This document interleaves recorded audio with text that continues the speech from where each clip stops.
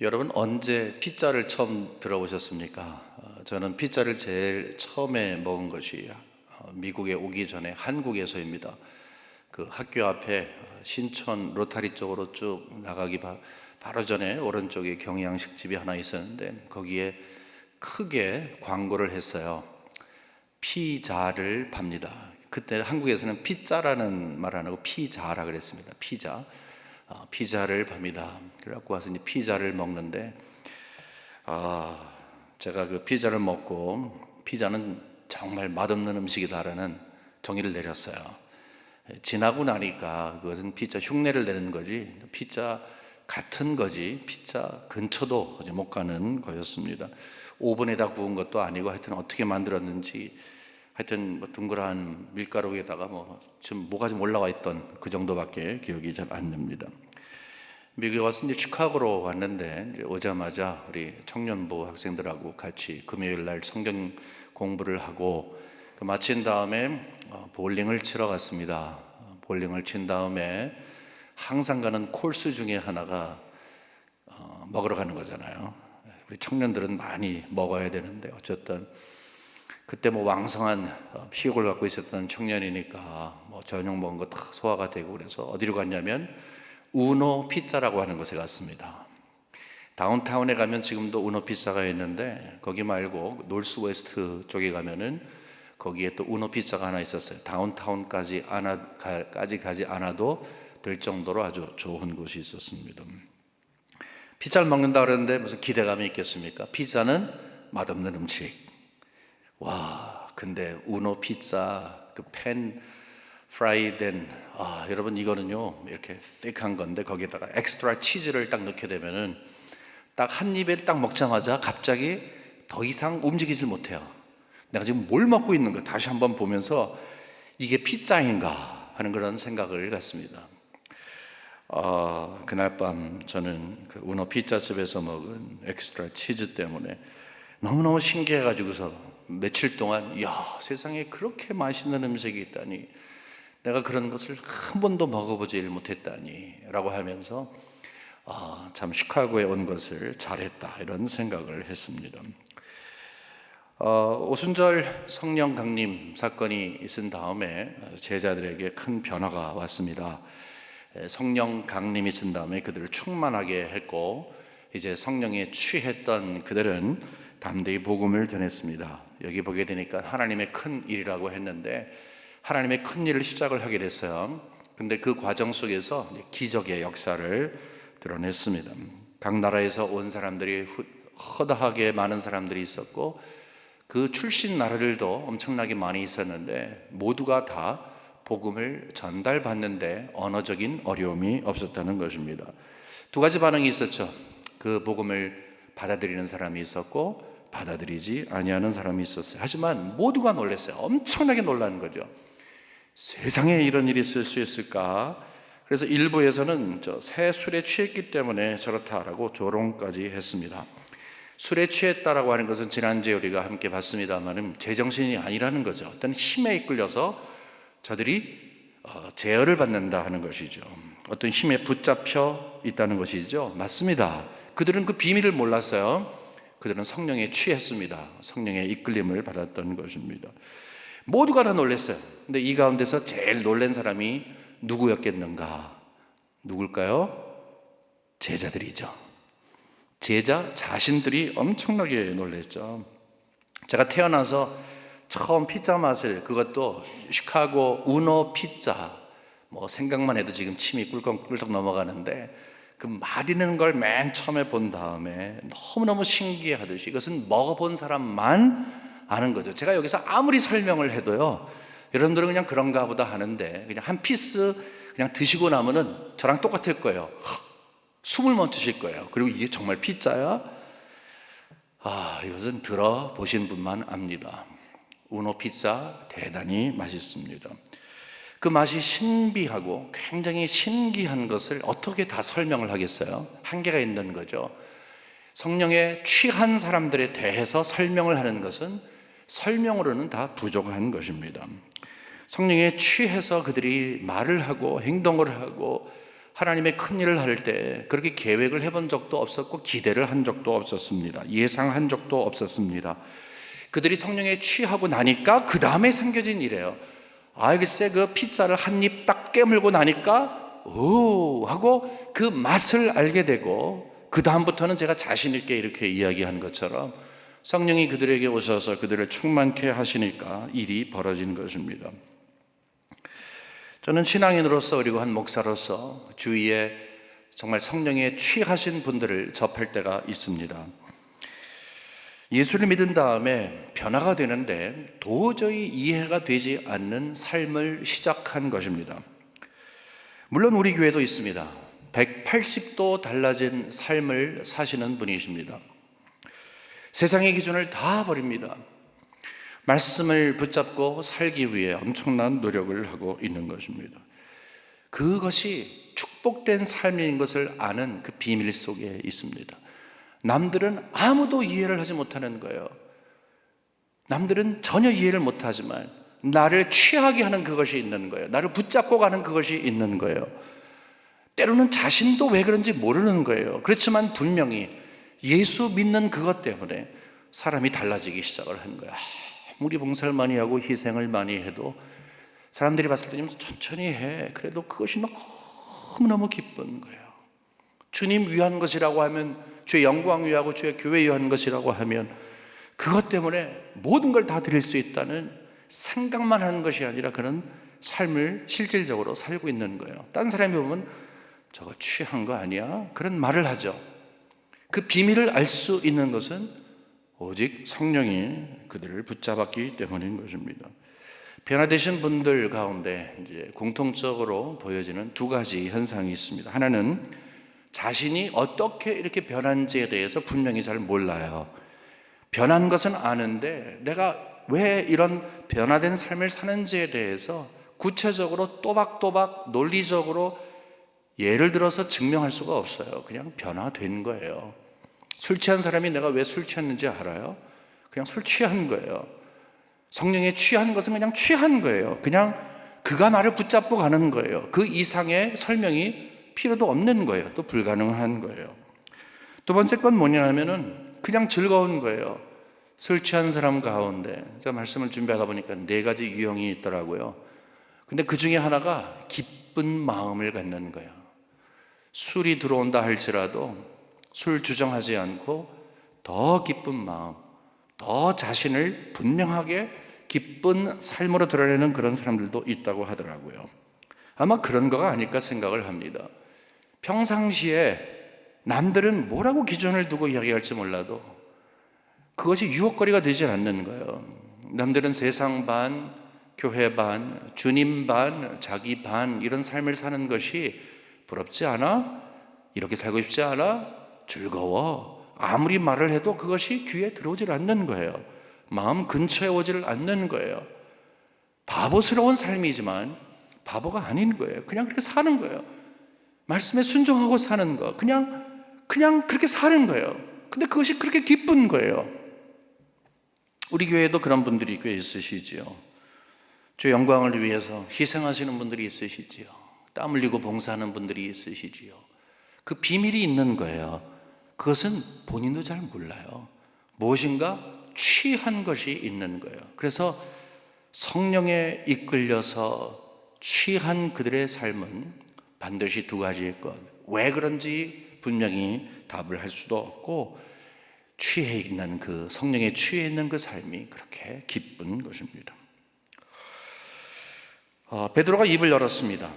베드로가 이제 결국은 성령에 충만한 가운데 제일 처음 설교를 하게 됩니다. 사도행전에 여러 설교가 나오는데 맨 처음 설교가 여기에 기록이 되어 있습니다. 14절과 15절 한번 먼저 보도록 하겠습니다. 베드로가 11사도와 함께 서서 소리를 높여 이르되 유대인들과 예루살렘에 사는 모든 사람들아, 이 일을 너희로 알게 할 것이니 내 말에 귀를 기울이라. 때가 제3시니 너희 생각과 같이 이 사람들이 취한 것이 아니니라. 이렇게 설교를 시작하고 있습니다. 이 설교가 쭉 긴 설교입니다. 여기에서 이제 성령 충만을 받은 이후에 달라진 베드로의 모습을 보게 됩니다. 베드로는 원래 이런 모습을 갖고 있던 사람이 아니에요. 사도행전을 크게 둘로 나눌 때 앞쪽 부분은 베드로 행전이다, 뒤쪽 부분은 바울 행전이다 이렇게 말할 정도로 앞부분에는 베드로가 굉장히 그 중요한 주인공으로 나오고 있습니다. 근데 베드로가 여기에서 이제 설교를 하면서 굉장히 달라진 모습 우리는 발견할 수 있습니다. 먼저 발견할 수 있는 것은 15절에 굉장히 담대해진 것을 이야기할 수 있습니다. 때가 제3시니 너희 생각과 같이 이 사람들이 취한 것이 아니다. 여기에서 변명하지 않습니다. 너희들 생각이 그러니 사실은 그게 아니고 뭐 이런 식으로 해갖고서 말을 이렇게 인게이지를 하지를 않습니다.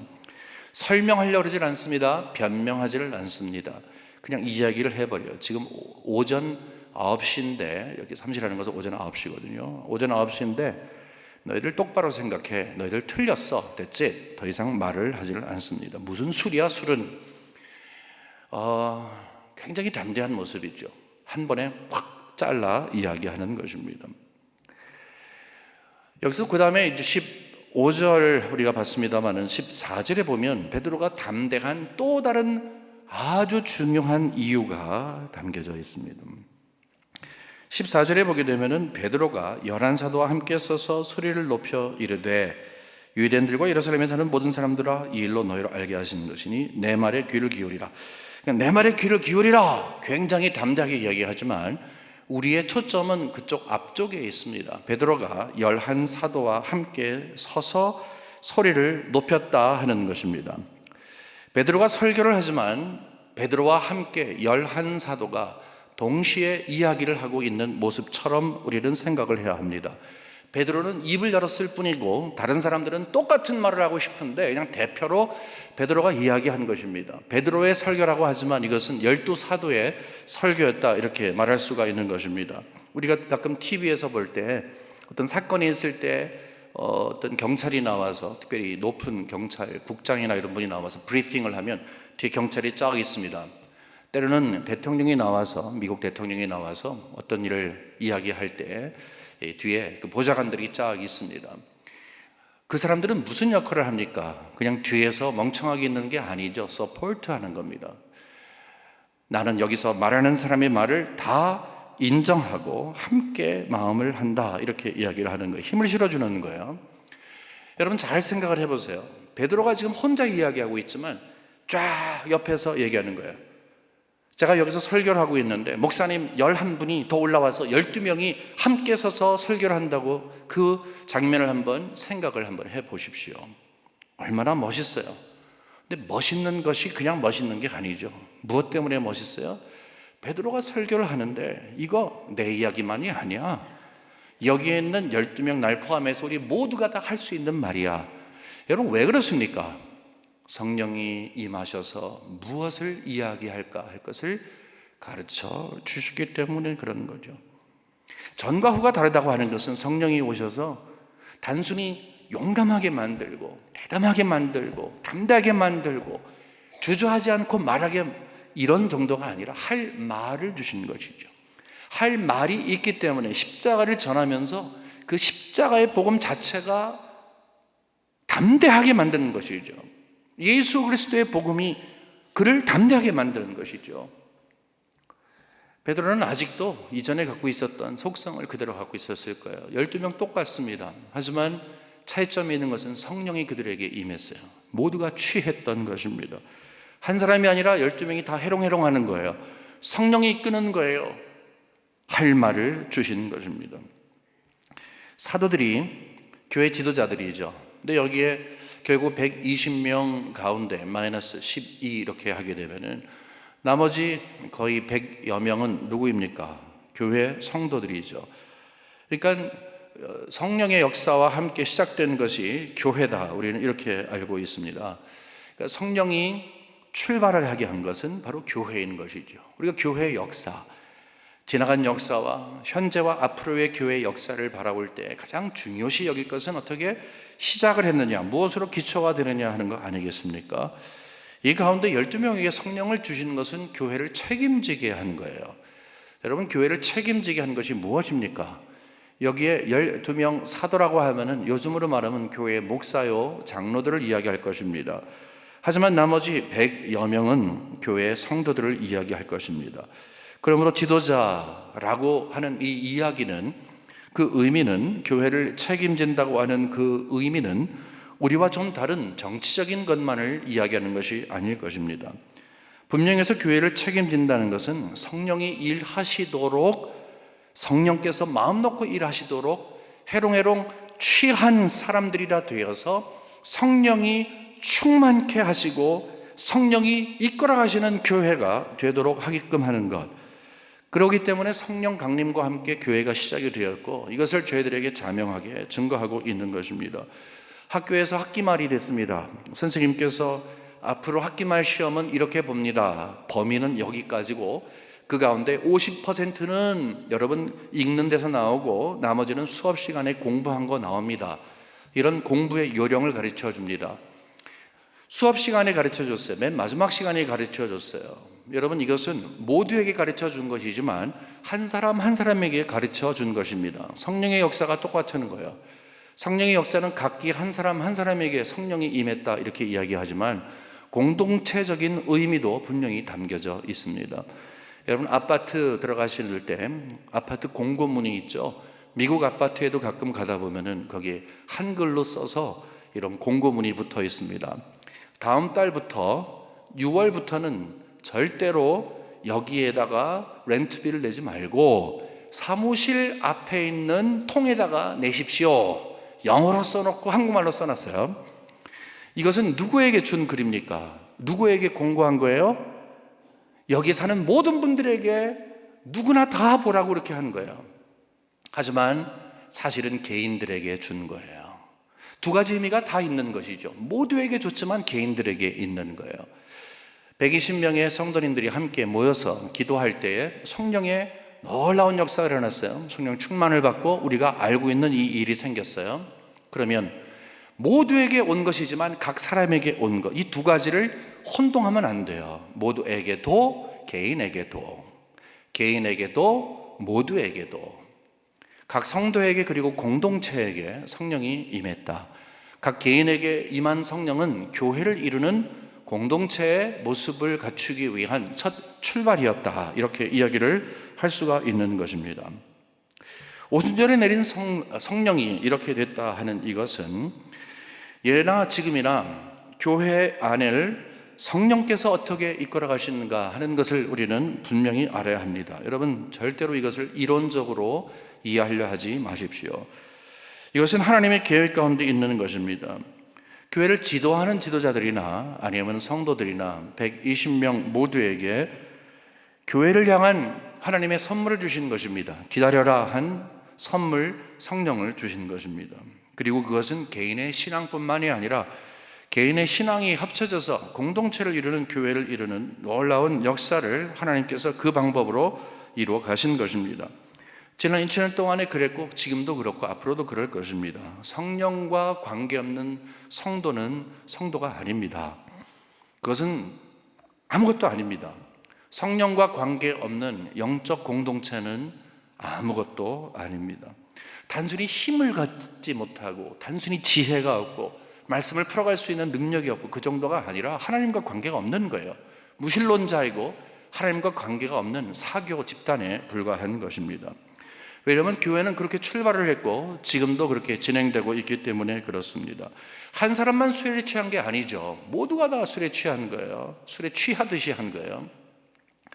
모두가 다 취한 거예요. 성령에 취한 것입니다. 성령 한 분이라도, 그 가운데서 한 분이라도 성령을 거부하거나 성령이 비껴간 것이 없다는 거예요. 교회 출발점에 있어서 모든 성도들은 성령에 충만했다는 것입니다. 이것이 정상적인 것이에요. 모두가 다 이해하지 못하는 일을 하는 거예요. 그 안에 있는 사람들만 이해하는 거예요. 이 시카고에서 은어 피자를 먹었을 때 함께 앉아있는 그 먹은 사람들은 나가서 똑같은 말을 할 거예요. 은어 피자 정말 맛있습니다. 하지만 한 번도 경험하지 않은 사람들은 무슨 말을 해도 그냥 상상을 할 뿐입니다. 성령 충만해야 합니다.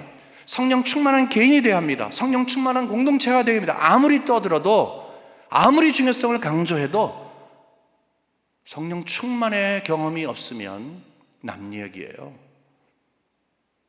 현대교회가 가장 약한 부분이 바로 이것인 것입니다. 초기 한국교회가 잘 성장한 이유가 무엇인 줄 아십니까? 외부 사람들이 보니까 모두가 다 취한 사람들처럼 보였어요. 아마 저것들 뭐에 취했다 이렇게 생각했을 거예요. 물론 예수 귀신이라는 말을 쓰긴 썼지만요, 굉장히 구별된 삶을 살았습니다. 세상과 분명히 차별화를 시켰다는 것입니다. 개인도 그렇고 교회도 그랬습니다. 지금까지 그렇게 좋아하던 모든 습관 딱 끊는 거예요. 나 예수 믿어 그러면 딱 끊는 거예요. 옛날엔 어른들이 그랬어요. 제 예수 믿기 시작했어 그러면 안 좋은 습관들 딱 끊는 것을 이야기했어요. 나 이제 끊기로 했어 그러면 예수 제대로 믿는 거야 이렇게 이야기를 했습니다. 잘 몰라요 어떻게 그런 말이 됐는지. 하지만 더 좋은 것을 알게 되니까 그것을 추구하게 되는 것이죠. 조상 대대로 내려오는 좋은 것들 다 끊었어요. 가장 중요한 것들은 조상에게 절하는 거죠. 배은망덕하다 뭐하다 그래도 하나님 외에 나는 다른 신을 섬길 수 없습니다. 고개를 숙일 수 없습니다. 이것이 그들에게 생명보다 더 귀했던 거고 가족보다 더 귀했던 것입니다. 비가 오나 눈이 오나 10리길 20리길 정말 저 달을 유일한 등불 삼아서 걸어오고 넘어지고 깨지는 그런 어르신들을 저는 직접 목격할 수가 있었습니다. 예배가 모든 것에 우선이었기 때문에 그랬습니다. 교회 돈이 있어서 건축을 하거나 교회 돈이 있어서 구제하고 교회 모습을 갖춘 것 하나도 없었습니다. 그때 당시에 제일 가난했던 것이 교회였고 교회 성도였습니다. 하지만 등록금 내려는 거 주님 앞에 나와서 헌금하고 갯돈 탄 거 먼저 하나님 앞에 드리고 소 팔아서 드리고 가지 팔아서 드리고 오이 팔아서 드리고 우리 어르신들은 그런 신앙을 갖고 있었어요. 뒤 사람들이 보면은 놀아보인 거죠. 뭐에 취한 것들 그런 거밖에 되질 않습니다. 초대교회 백성 우리 성도를 향해서 저 양반들이 세술에 취했구나 라고 이야기한 것이나 성도를 향해서 저것들이 뭔가 취했구나 라고 이야기한 것과 다를 바가 없었습니다. 저 예수쟁이들 꼭 저렇게 그래야 되냐 이런 말을 들었어요. 그때가 교회가 가장 행복했던 시절이었습니다. 여러분, 우리는 비밀을 알고 있어요. 왜 저렇게 취한 모습을 갖고 있는지, 취한 말을 하고 취한 듯한 그런 삶을 사는지 알고 있었어요. 성령이 그들에게 임했기 때문에 그랬어요. 성령은 우리를 변화시키십니다. 여러분, 사도들의 모습을 여러분 아실 거예요. 이전에 성령 충만을 받기 이전에 그들의 모습은 지금과 같지 않았습니다. 우리는 자꾸 용감하게 복음을 전했다 여기에만 강조점을 둬요. 그들이 근본적으로 변하는 것은 그렇게 될 수밖에 없는 그 사람들의 근본적인 변화가 있는 거예요. 우리가 그것을 못 보면 흉내만 내요. 소리만 높아져요. 정말 근본적인 변화가 이러한 것을 가능하게 한다는 것, 이 사실을 모르고 겉모습만 보게 되니까 주의 일 하다가 서로 목소리 높이고 주의 일 하다가 서로 갈등이 있고 그렇게 되는 거예요. 여러분, 사도들을 지금은 아름다운 모습이지만 함께 서서 이렇게 베드로에게 힘을 실어주고 당신이 이야기하는 것이 내가 이야기하는 것입니다. 12명이 동시에 설교를 하는 듯한 그런 모습이 있지만 이 제자들이 예수님이 이를 구체적으로 부탁하시기 이전에 예수님이 재림하시기 승천하시기 전에 그들의 모습이 어땠어요? 사도행전 1장에도 마찬가지였었어요. 예수님의 그 뜻을 정확하게 몰랐어요. 바로 그 전에 보게 되니까 그들은 서로 힘겨루기를 했어요. 정치적인 파워를 얻으려고 노력을 했어요. 누가 더 힘이 세냐, 누가 더 예수에 가까이 있느냐. 만일에 모든 것이 다 변화가 돼서 정치적으로 쿠데타가 일으키면 누가 좌의정, 누가 우의정 하느냐. 여러분, 이것이 그들의 마음속에 꽉 차 있었어요. 성령이 임하지 않으면 사람이 정치적이 됩니다. 파워를 갖는 거예요. 파워를 가지면 반드시 균열이 생깁니다. 하나가 되지 못하는 것은 파워게임이에요. 파워게임은 성령 충만하지 못한 아주 자명한 증거가 되는 것입니다.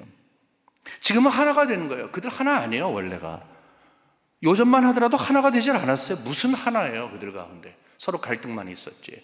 서로 손가락질이나 하고 앉아있지. 하지만 그들이 하나가 될 수가 있었어요.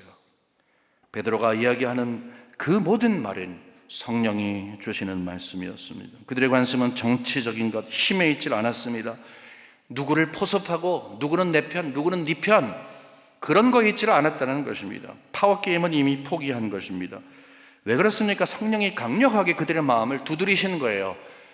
두드려서 편 거예요. 굽어져 있는 마음을 핀 거예요. 그 가운데 쓴 뿌리를 다 캐어낸 거예요. 이제 그들에게 중요한 것은 복음밖에 없던 거예요. 복음밖에 없던 거예요. 성령이 그들에게 오셨습니다. 각기 다른 사람들을 하나로 만들어 놓으신 것입니다. 여기에 보게 되면 각기 성격도 다르고 출신도 다른 모든 사람들이 그 독특성을 어떻게 무엇으로 제어하겠습니까? 여러분, 2사람 모이면 생각이 3개예요. 5사람 모이면 생각이 20개예요. 왜 그래요? 사람은 다 자기의 뜻을 드러내기를 원해요. 하지만 이런 사람들에게, 굉장히 독특하고 성격도 거친 그 사람들에게 성령이 그들에게 오게 되니까 하나를 바라보게 한 거예요. 하나를 생각하게 한 거예요. 교회 전체, 지도자뿐만이 아니라 교회 전체가 한 것을 바라보게 된 거예요. 왜 예수를 믿는 것인지에 대한 고민이 그들에게 있는 것이죠. 여러분, 왜 교회가 있습니까? 여러분, 교회가 있는 것이 왜 그래요? 만일에 교회가 성령과 관계없는 교회가 있다면 문 닫아야 돼요, 빨리. 그거는 교회 아니에요, 여러분. 다시 한번 말씀드려요. 성령하고 관계없는 개인 신앙은 아무리 돌을 닦아도 다른 어떤 그런 자기 종교를 어떤 덕으로 쌓을지 몰라도 그것은 신앙 아니에요. 그것은 흉내내는 것도 신앙 아니에요. 생명이 없는 거 어떠니까, 예수의 생명이 없는 거. 어떻게 그것이 교회이고 어떻게 그것이 개인이겠어요? 그건 문 닫게 되어 있고 그 과정으로 가게 되어 있어요. 살아남기 위해서는 반드시 성령이 역사하시도록 하게끔 해야 하는 것입니다. 성령이 시키는 일을 함께 고민하는 거예요. 교회가 존재하는 목적, 성도가 존재하는 목적이 무엇인지에 대해서 분명히 아는 거예요. 그것은 우리 이거 한번 해봅시다, 그게 아니죠. 우리 함께 모였으니까 교회로서 한번 보람된 일을 해봅시다, 그게 아니죠. 제자들은 그런 거 계획 없었어요. 예수님이 말씀하신 그것을 가지고 이전에는 머뭇머뭇거렸지만 그것을 한 것뿐이에요. 그것은 뭐예요? 교회가 교회다운 것은 말씀 전하는 거예요. 전도, 선교, 여러분 이것만 생각하는 게 아니에요. 그 사람이 근본적으로 변해서 말씀 전할 수 있는 사람이 됨으로써 성령의 충만함으로써 전도도 하고 선교도 하는 거예요. 2가지의 이 과정이 필요한 거예요. 전도하고 선교하는 사람은 근본적으로 변화되고 성령이 충만하다, 그거 아니라는 거죠. 흉내내는 사람 얼마나 많이 있어요. 근본적으로 변화가 되면, 성령으로 근본적으로 그 사람이 변화가 되면, 그 변화된 사람은 교회가 무엇인지를 알고 존재의 목적이 무엇인지를 알고 내가 왜 신앙생활을 하는지를 분명히 아는 거예요. 그것을 알기 때문에 사명을 깨닫게 되는 거예요. 내가 깨닫는 게 아니죠. 성령이 깨닫게 한 것이죠. 그러면 무엇이 제일 중요합니까? 성령이시죠. 여기에서 그 누구도 손들고 교회는 이래야 합니다, 교회는 이래야 합니다라고 이야기한 사람 없었습니다. 성령에게 모두가 순종을 했습니다. 성령이 강력히 임하면 성령에게 순종을 하는 것입니다. 저는 항상 고민하는 것이 있습니다. 그것은 사람이 과연 변할 수 있느냐 하는 고민입니다. 여러분 어떻게 생각하세요? 사람이 변할 수 있습니까? 우리 나름대로의 답이 있어요. 맞다, 맞지 않다, 다시 말해서 가능성이 있다, 가능성 없다, 이렇게 이야기를 합니다. 제가 이런 결론을 나름 내리고 있어요. 사람이 사람을 변하게 하는 것은 불가능합니다. 아무리 만나고 설득하고 설명하고 야단치고 싹싹 빌고 난리를 쳐도 사람을 변하게 할 수가 없습니다. 사람은 사람을 변하게 할 수가 없습니다. 잠시 무엇인가 이렇게 됐지만 마치 용수철이 굽혀져 있는 것이 이렇게 늘려져 있다가 다시 그 원심력으로 돌아가는 것과 마찬가지로 근본적으로 사람은 변하지 않습니다. 하지만 사람은 변할 수 있습니다. 사람이 사람을 변하게 할 수는 없어요. 설교도 사람을 변하게 하는 게 아니에요. 좋은 성경 공부가 사람을 변하게 하는 게 아니에요. 사람을 변하게 하는 것은 딱 하나예요. 성령이 하시는 일이에요. 성도가 왜 변하지 않는 줄 아는가? 또는 성도가 어떻게 변하는가? 그 답은 모두가 다 성령의 역사를 체험하는 데 있습니다. 성령의 역사를 체험하는 데 있어요. 이 말은 우리가 변할 수 있는 유일한 가능성이 성령의 역사라는 것을 안다면 우리는 그 증거를 초대교회를 통해서 볼 수 있습니다. 여기에 사도들은 유별났던 사람들이에요. 3년 동안이나 예수님 쫓아다니지만 근본적으로 요만큼도 변한 사람들이 아니거든요. 강팍한 것을 이야기하면 엄청 강팍하고, 무지한 것을 이야기하면 엄청 무지하고, 정말로 함께 할 수 없는 불편한 사람들이 그 사람들이었습니다. 하지만 결국은 예수님께서 부탁하신 그 일을 하게 됐습니다. 단서가 있습니다. 성령이 그들에게 임한 후에 있습니다. 사람이 변하면 이렇게 초대교회처럼 되는구나. 우리는 여기에서 한 가지 분명히 알아야 할 것이 있습니다.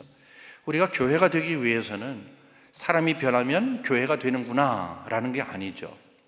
사람이 변하면 교회가 되는 게 아니라 제대로 된 교회가 되기 위해 사람이 변해야 되는구나, 이 순서를 분명히 해야 합니다. 다시 한번 강조하겠습니다. 성령으로 모든 성도들이 변할 때에 교회가 변하는 것입니다. 거기에 비밀이 있는 것입니다. 네가 먼저 변해, 그 다음에 내가 아니라 성령께서 변하게 할 때 12명이 쫙 써가지고 동시에 그들이 성령이 말씀하시는 그 말씀을 하게끔 한 것처럼, 이 놀라운 역사가 있게 한 것처럼, 그 누구의 말도 생각도 아닌 성령의 역사, 저는 이 시대에 성령의 역사를 굉장히 갈망합니다. 성령의 역사를 갈망한다는 것은 그냥 어떤 형식적인 것을 이야기하는 게 아니에요. 뜨겁게 울며 기도하고 이 정도로 이야기하는 게 아니에요. 성령에 대한 갈망하는 마음. 인간 아무리 많이 모여도, 인간의 계획이 아무리 대단해 보여도 교회는 그거 갖고 안 됩니다. 아무리 이런 계획하고 저런 계획해도, 여러분 과거를 여러분 돌아보세요. 얼마나 확실하게 계획을 했는데 이해가 됐습니까? 어떤 계획이 안 되는 것이 뭔지 아세요? 먼저 주님 앞에 나와서 성령의 이끌림을 받아야죠. 성령께 물어야죠. 사람이 변하면 교회가 변하는 것이 아니라, 교회가 변하면 사람이 변하는 것이 아니라 사람이 변해야 교회가 변하는 것입니다. 이 가운데서 우리 모두는 다 비밀을 알고 있는 거예요. 피자를 먹으면서 와우, 맛있다. 그것은 먹어본 사람만 이야기해요. 제가 여기서 확실하게 여러분에게 말하잖아요. 여러분 시카고 가시면 우노 피자 꼭 드십시오. 이 밖에 나와 있는 이 브랜치, 이거 맛이 없어요. 다운타운 가셔서 꼭 들어보십시오. 경험한 저는 여러분에게 말할 수가 있어요. 12사도는 바로 그 일을 시작하는 거예요. 함께 모였던 120문도가 그 일을 시작하는 거예요. 성령의 역사를 경험한 분들, 그분들은 내가 왜 이렇게 된지 모르지만 그냥 기쁜 거예요. 이것을 그냥 설명할 길이 없기 때문에 그냥 좋아요 라는 표현만 하는 거예요. 경험을 했기 때문에 그런 거예요. 그것을 이해하려고 하지 마세요. 이해할 수가 없어요. 그거는요, 도리어 갈증을 가져야 합니다. 성령 연화를 충만하게 하여 주옵소서. 저 취한 사람과 같은 그 비밀을 나에게도 알게 하여 주옵소서. 그것이 우리의 기도 제목이 되어야 할 것입니다. 그러므로 오늘 세 가지 기도 제목을 가지고 함께 주님 앞에 나갑니다. 여러분 항상 기도하실 때 지난주에 부탁드린 것처럼 성령 충만을 위해서 기도하십시오. 성령의 나를 충만케 해 주시옵소서. 여러분 식사하실 때도 성령 충만을 위해서 기도하십시오. 성령 충만을 위해서 기도하십시오. 성령 충만의 역사를 위해서 기도하십시오. 두 번째는 내가 취한 사람처럼 성령의 이끌림을 삶을 살 수 있도록 도와주십시오. 내가 성령의 힘에 의해서 좀 이끌리는, 내가 없어지고 죽어지고 작아지고 닳아지고 나는 없어지고 정말 성령이 나를 이끌어가는 그런 삶을 살게 해주십시오. 충만하게 해주십시오. 성령의 이끌림을 받게 해주십시오. 그 다음에 우리 교회 지도자들을 위해서 기도해 주십시오. 담임 목사와 우리 장로님들을 위해서 특별히 기도해 주시기 바랍니다. 우리 모두가 다 성령 충만하여서 성령의 충만한 가운데 정말 주의 교회를 성령으로 이끌어 나갈 수 있도록 위해서 기도해 주시기 바랍니다. 우리 세 가지 기도 제목을 가지고 하나님 앞에 간절히 기도하겠습니다. 한 5분 정도 기도하고 우리 여러분 개인 제목을 위해서도 함께 기도하실 때 기도하겠습니다. 저는 통성으로 기도하기 위해서 여러분 마이크 대고 하지만 작은 소리로 기도하겠습니다. 우리 다 같이 하나님 앞에 통성으로 기도하겠습니다. 기도합니다.